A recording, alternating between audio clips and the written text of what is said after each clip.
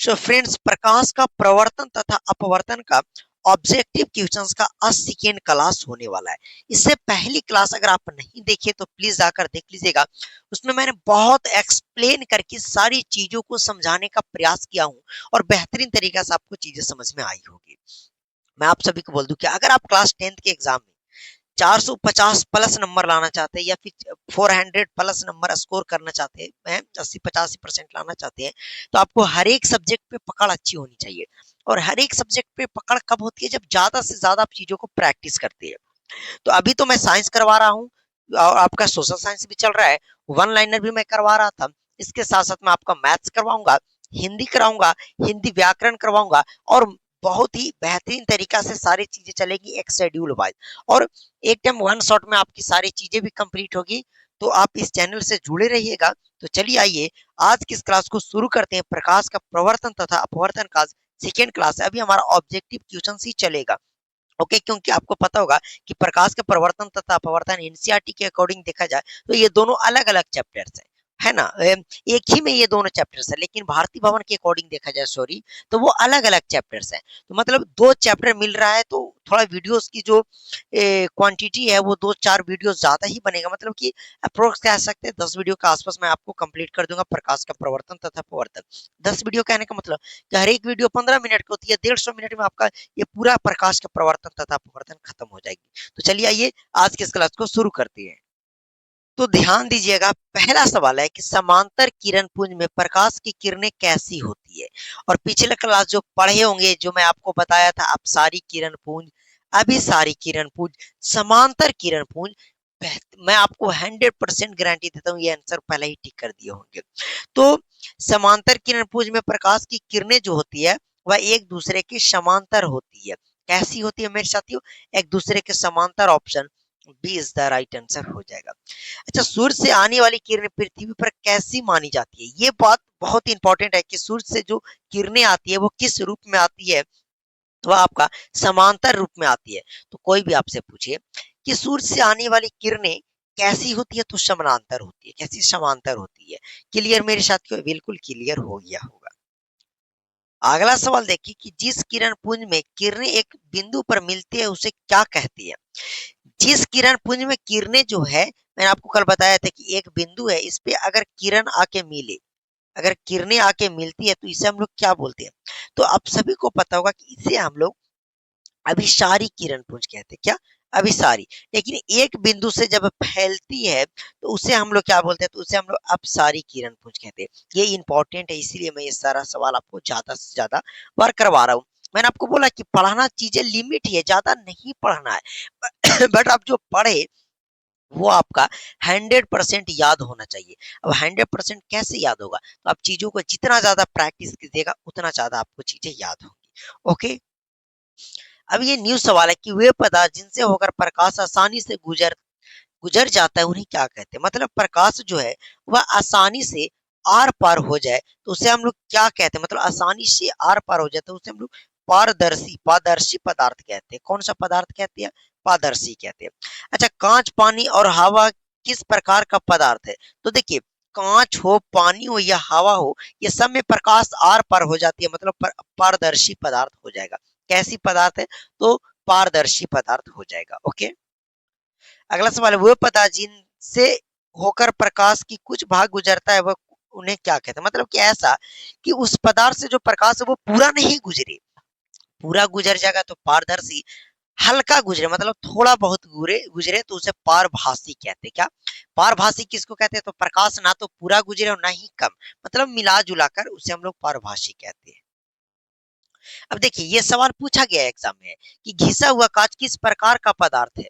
जो घिसा हुआ कांच है, घिसा हुआ मतलब कोई कांच है, उसे अगर आप घिस देते वो किस प्रकार का पदार्थ होता है?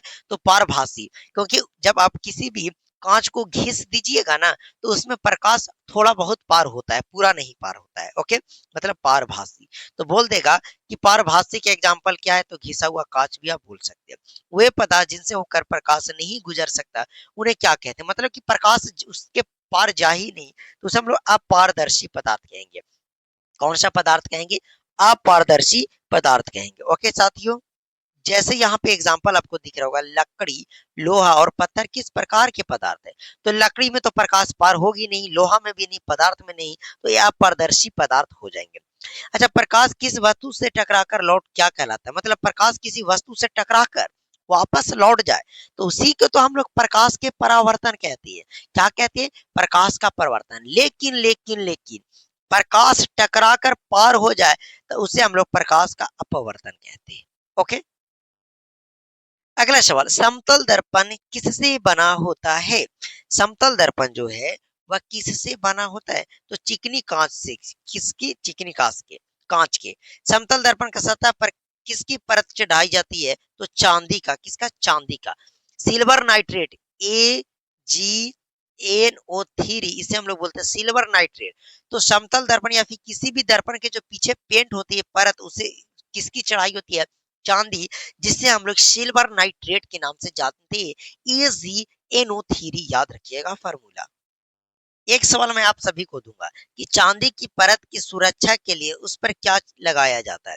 कि चांदी की जो परत है, परत की सुरक्षा के लिए उस पर क्या लगाया जाता है? इसका आंसर आप लोग कमेंट बॉक्स में कीजिएगा। ओके, अब है कि प्रकाश की किरणों के पथ को दर्शाने वाले चित्र को क्या कहते हैं? मतलब प्रकाश की किरणें को जो दर्शाता है, पथ को जो दर्शाता है, उस चित्र को हम लोग क्या कहते हैं? तो किरण आरेख कहते हैं। मतलब किरण का पथ को दर्शाए तो किरण आरेख कहलाता है। अच्छा, प्रकाश का परिवर्तन के नियम को अंग्रेजी में क्या कहते हैं? और प्रकाश के परिवर्तन के कितना नियम होता है? तो बहुत इंपॉर्टेंट सवाल है। प्रकाश के परिवर्तन के दो नियम होता है, प्रकाश के अपवर्तन के भी दो नियम होते हैं। लेकिन आपसे यहाँ से ये पूछ रहा है कि प्रकाश के परिवर्तन के दो नियम होता है, बात खत्म हो गई। लेकिन इसको इंग्लिश में क्या कहते हैं? तो इसको हम लोग बोलते हैं लॉज ऑफ रिफ्लेक्शन। क्या? Laws of reflection. Laws of reflection, option B is the right answer हो जाएगा। तो परिवर्तन को रिफ्लेक्शन बोलते हैं और नियम को हम लोग लॉज बोलते हैं। अगला, किसी सतह पर पड़ने वाली किरण को क्या कहते हैं? अब कोई सतह पर किरण पड़ती है तो उसे हम लोग क्या कहते हैं? जैसे देखिए, यह एक सतह है, मतलब एक समतल दर्पण ले लिए और इस सतह पर मैं एक किरण ला रहा हूँ। देखिए ध्यान से समझिएगा, तो ये किरण आया तो इसे क्या बोलेंगे? इसे हम लोग बोलते हैं मेरे साथियों आपतित किरण। क्या बोलेंगे? आपतित किरण।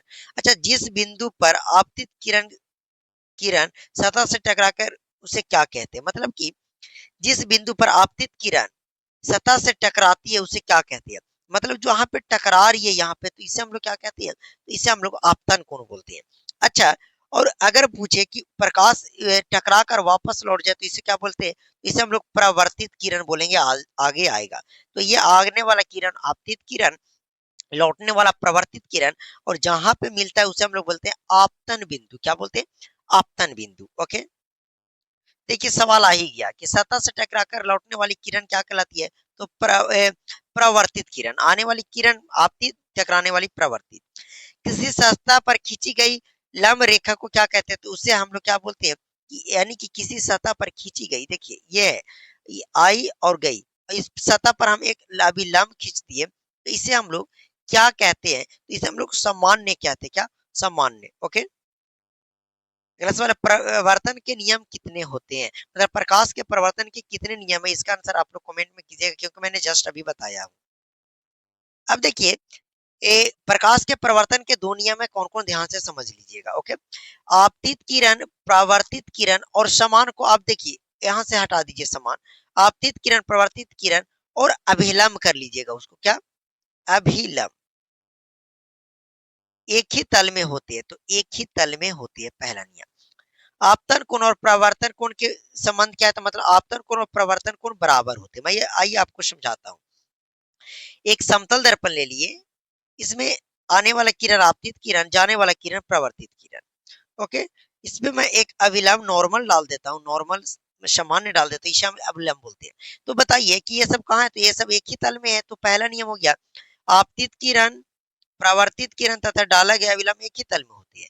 लेकिन जितना डिग्री से आएगा उतने डिग्री से जाएगा, तो आपतन कोण बराबर प्रवर्तन कोण होता है। सिंपल सी बात है। ओके, अगला सर, प्रकाश का परिवर्तन किस सतह पर अधिक होती है? मतलब प्रकाश का परिवर्तन सबसे ज्यादा कहाँ होती है? तो जहां पे चिकनी सतह होगी, चिकनी सतह पे प्रकाश का परिवर्तन अधिक होगी। सोचने वाली बात है। समतल दर्पण किसका अच्छा प्रवर्तक है? तो समतल दर्पण जो है वो प्रकाश का सबसे अच्छा समतल दर्पण जो है सबसे अच्छा प्रवर्तक है किसका? प्रकाश का। किसका मेरे साथियों? प्रकाश का। ओके। अब ये सवाल काफी इंपॉर्टेंट है कि समतल दर्पण में प्रवर्तन किस प्रकार का होता है। समतल दर्पण में जो प्रवर्तन है वह किस प्रकार का प्रवर्तन होता है? तो नियमित प्रवर्तन होता है। कैसा? नियमित। समतल दर्पण का प्रयोग कहाँ होता है?